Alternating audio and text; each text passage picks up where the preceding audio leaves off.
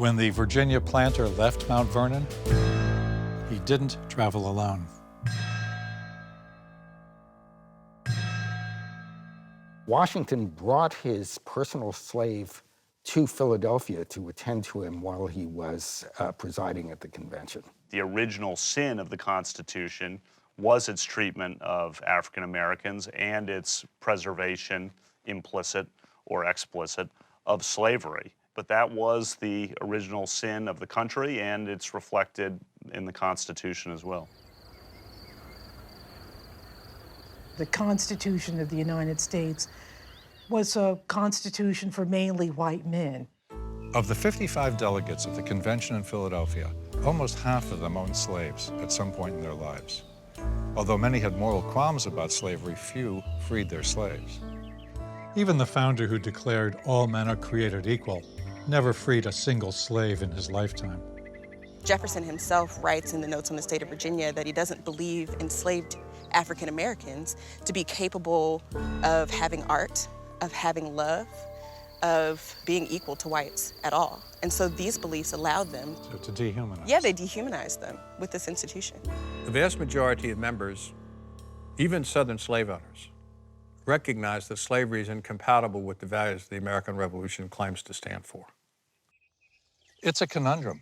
They could write and speak eloquently and with insight about liberty and equality, but they seem blind to the fact that their slaves were just as freedom-loving as they themselves. They taught them Christianity, so they understood that their slaves had souls, but they never treated them as fully human. I don't think I'll ever understand that. In the late 18th century, you see Jefferson himself grappling with slavery. Jefferson calls it a moral depravity. In one instance, late in life, around 1824, he writes that slavery is like having a wolf by the ears, where you see the danger of either holding or letting him go. Jefferson may have fathered up to 6 children with his slave, Sally Hemings.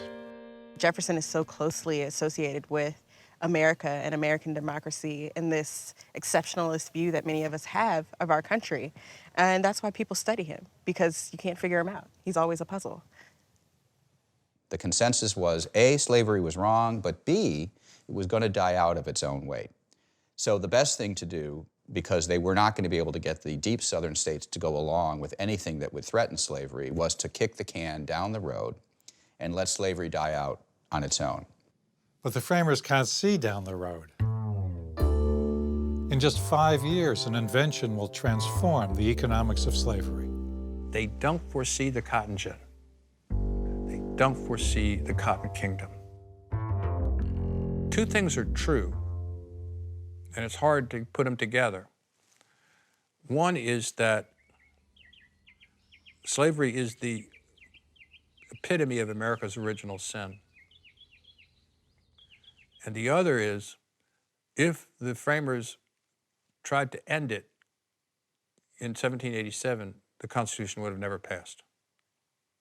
The people who were there thought that failing to reach this compromise and actually create this union would have been disastrous.